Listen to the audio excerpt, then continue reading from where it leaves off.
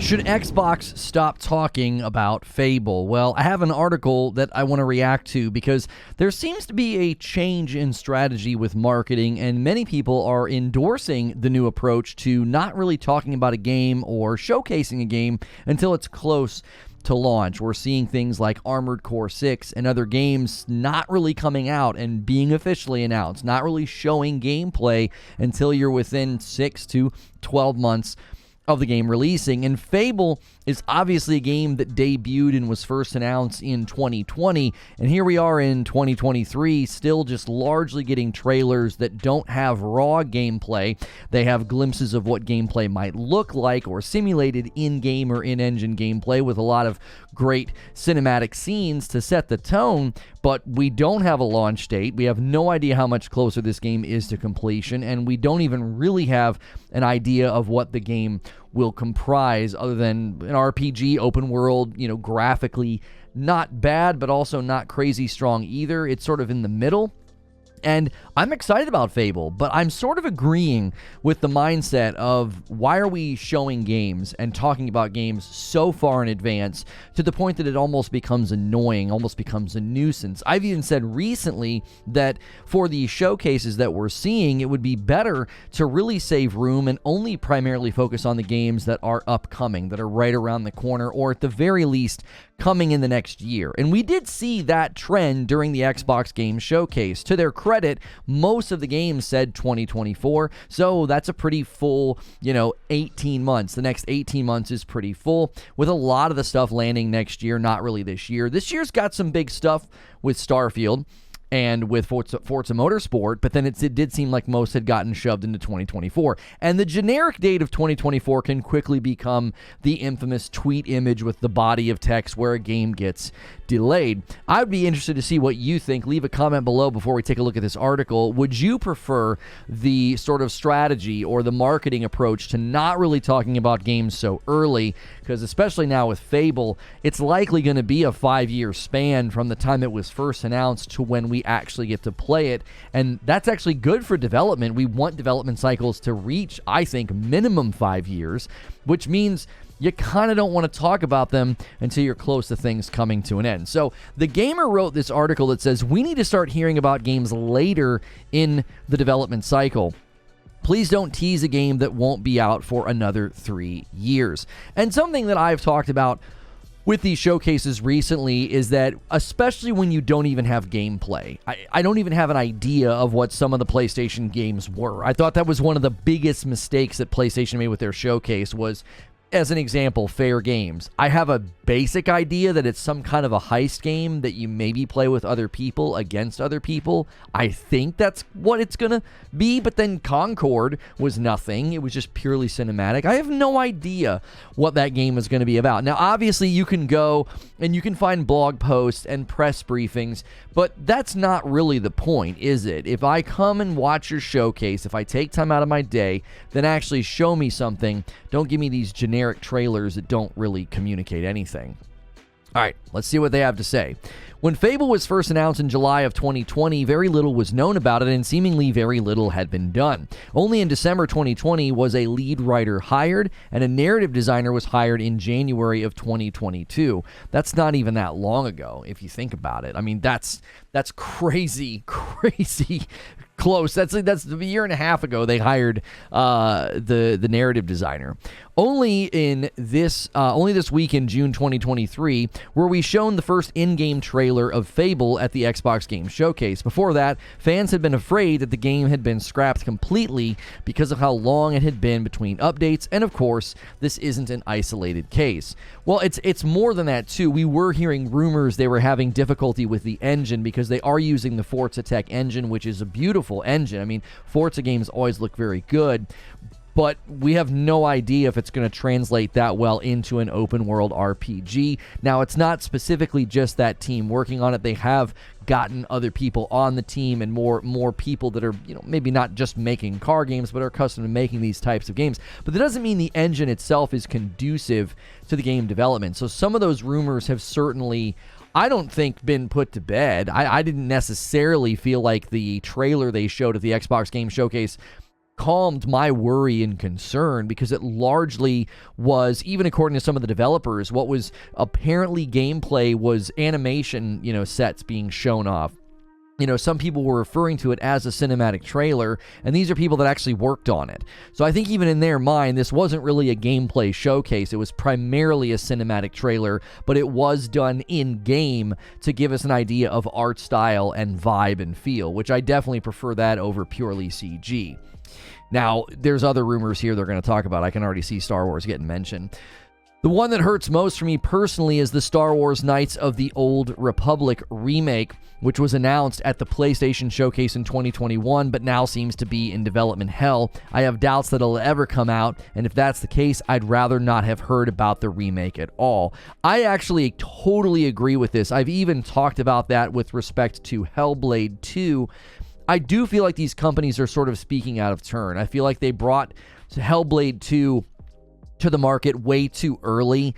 Even in the middle of 2021, they hadn't entered full production yet. Well, then why are you showing up at a showcase to show a trailer? Like, with all due respect, as much as I love Ninja Theory and Hellblade 2, like, get out of here. You don't belong at a showcase if you're going to show off what, again, looked to me like both simulated gameplay and maybe actual gameplay. That one Hellblade 2 showcase where they were like in the cave and the big monster comes out and they're throwing spears at it. That allegedly is raw gameplay from what developers, one of the sound engineers said that. And if you're showing that and you're not even in full production yet, it feels like you're getting the cart before the horse. It's not really time to talk to the public. And here we see, PlayStation's not immune to it either. That, they showed this Star Wars Knights of the Old Republic remake in 2021, and then it enters development hell, and we don't know if it's ever going to come out. And then it's like, I agree with this person. I agree with, I believe the author's name's Tessa. Like, don't even talk to me about it. Then I'm mad that you even put it in my brain. Here's another one. Star Wars Eclipse, also announced in 2021 at the Game Awards, seems unlikely to come out within the next few years, if ever. That's another one that apparently has had some problems and maybe, stuck. And again, now I'm irritated that you ever even showed it to me, right? And I will say that the Star Wars Outlaws approach to marketing is one of my favorite recently. They did a cinematic trailer and said, hey, tune in tomorrow for gameplay. I think that's brilliant marketing. You promoted Ubisoft forward. You got everybody excited about the game, and it's coming out next year. So we knew they were making this game, but they stayed quiet. Like, everybody knew Massive was making a game, but they stayed quiet. And then when we finally hear about it, and we get to see gameplay, uncut, raw, from the moment she's sneaking around to the moment she's in outer space, it's just moment-to-moment gameplay, not a bunch of cuts, not some crazy montage that's trying to trick me. That's the way to do it. I want that going forward from more companies, because I just think it's more respectful to the audience. It's also just better for the developers. You're less likely to show something that's going to be fully divorced from the final product, and I do think that's something to consider going forward. Look at what happened to Avowed. That CG trailer, they put it in the perspective of the player, looked very much like, oh, that's kind of what the game's going to look and feel like, and then when it finally comes out, it looks more like Elder Scrolls Online meets Sea of Thieves. It doesn't look at all like sort of the more next-gen Skyrim-feeling game. And people can hand-wave and say, oh, that's a CG trailer. You shouldn't have thought the game was going to look like that. Well, then what in the world is the point of the trailer then? If you're just going to show it, and then when it finally comes out, it looks nothing like that trailer. If it wasn't for the holding of the sword and a spell in one hand, you would have thought they were completely different games. And I think that's a serious problem. I don't think you can defend that. CG trailers should not be that completely divorced from the final product. I think that's a giant mistake. They continue here. Skull and Bones was revealed a whopping 6 years ago and has yet to release. Cyberpunk 2077 was announced in 2012 and launched in 2020. 8 years. Goodness gracious. Ubisoft announced Avatar Frontiers of Pandora in 2017, and it's slated to launch December 2023. That's 6 years. I mean, that's a great development cycle, and the funny thing is, this is all old school playbook. I feel like this is the old way to market a game, and you don't need to do that anymore. You don't have this once a year E3. It's your only chance to talk to the public, so you announce things way, way in advance. We're not in that world anymore. You don't need to do that. It's probably more economical. It's probably more effective to not market that long. I mean, who for the first 3 or 4 years of Avatar: Frontiers of Pandora, from 2017 to 2021, who cares at that point? It's not even coming out. You're not garnering sales. You're not getting pre-orders. The Elder Scrolls 6 was announced in 2018, and there's no saying how long it'll take to release, since Bethesda was working on Starfield. I could go on. Now, this is one that I will give the company a pass for. The Elder Scrolls 6 was such a distraction. Every time Bethesda sat down to try to do an interview about anything, they would get asked about Elder Scrolls 6. And I think they just got so tired of it. It's like, look, just do a cinematic trailer confirming that, yes, in fact, we will be making it, so then we can move on to talk about everything else. This was a self-inflicted wound. The gaming community kind of forced their hand. I mean, they obviously could have just ignored the questions, but it got so obnoxious. I remember covering an event once. It was like, stop asking about the Elder Scrolls 6. They're not there to talk about that. That doesn't make any sense. Why would they talk about a project that's not been confirmed or announced? So, continuing here in the article. I get it. Many of these games were announced before the pandemic, which has disrupted development cycles that were already getting longer. Major projects, especially huge AAA games, are getting more complex as developers race to keep up with technology and expectations. Yeah, this is obviously always a major concern. This is why a lot of companies are looking at live service, because it's one of the ways they want to subsidize the ever-increasing growth of project size, as well as bandwidth required, staff, hours, the length of time the project takes. Players are asking for bigger games, better graphics, higher frame rates, ray tracing, and more, and developers have to do more and spend more to keep them happy. This is a great sentence that'll probably be related to another video I'm going to do about the Xbox Series S and some of Matt Booty's recent comments.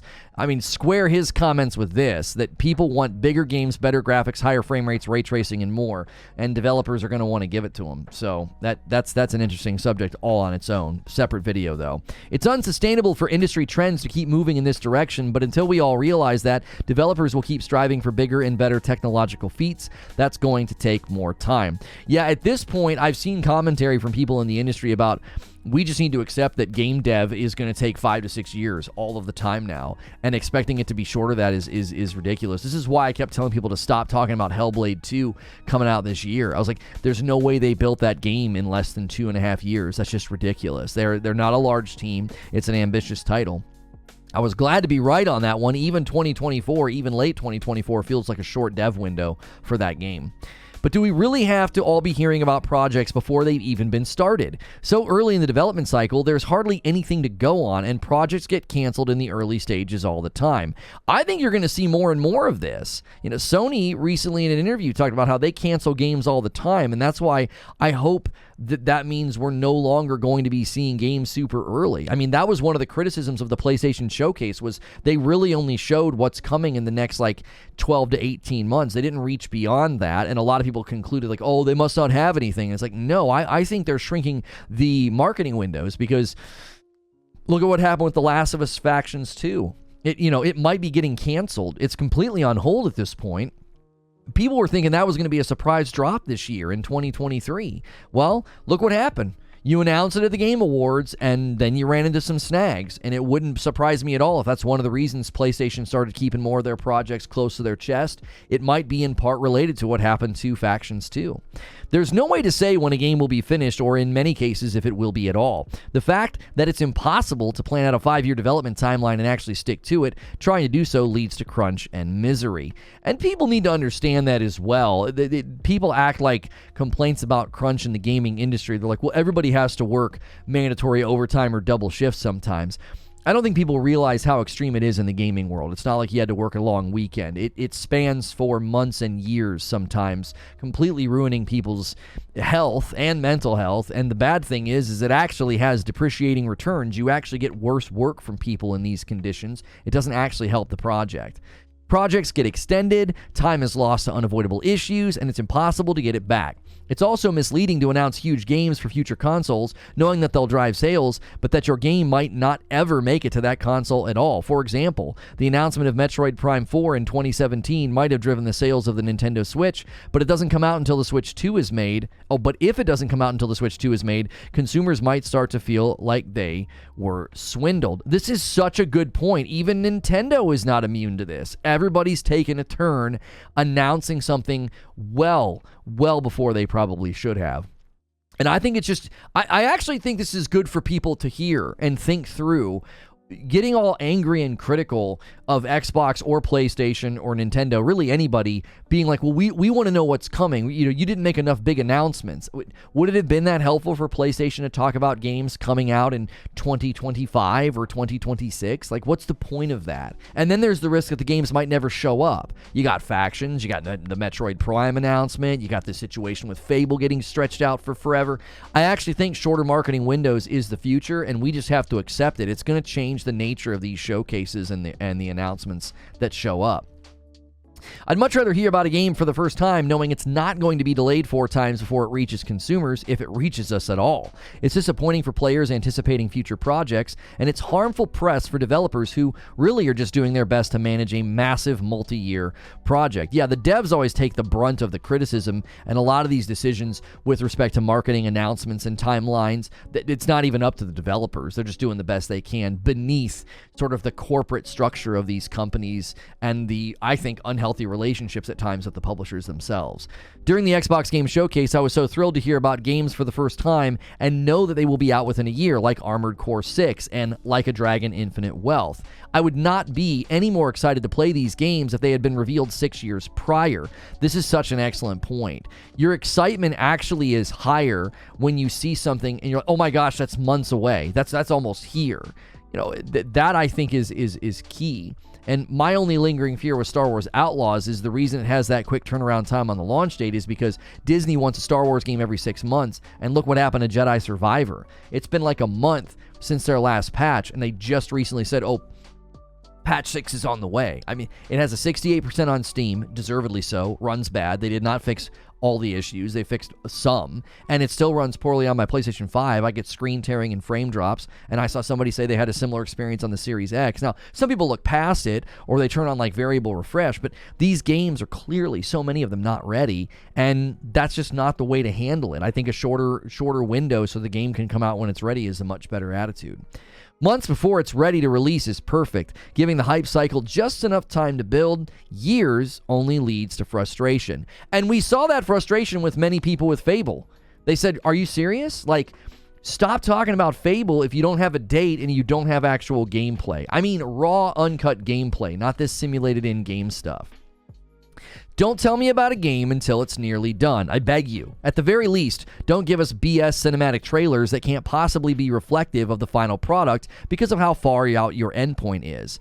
I agree with this so much. I just agree with this so much. Just stop it. It's so frustrating, and it's backfiring. Hopefully companies are getting the loud and clear message that people are like, can you stop this? We don't even want to see this stuff. I'd rather see more of early gameplay, works in progress, and early access games. Instead of telling us something will be out, but we have to wait indefinitely, we can instead demystify the development process and give audiences genuine updates. Whatever it is, I don't want trailers a year into development anymore. I can't bear the pain of another KOTOR remake. I have nothing but agreement with that article. Well written. You know, The Gamer has some people over there I think that write really good stuff, and that's one of them. So, yeah, stop talking about Fable. Stop talking about really any of these games so early. And the sad thing is, if Fable turns out great when it finally shows up, it won't be the developer's fault if it's not met with, resounding praise, or maybe people feel disappointed because maybe it's not going to feel as next gen as they hoped or whatever, and they're like, man, this thing was in development for so long. That's on the marketing strategy more than the developers a lot of the times. So let me know what you think in the comments below. Which do you prefer, and maybe what game are you looking forward to the most? And then I'll be able to see you in my next video.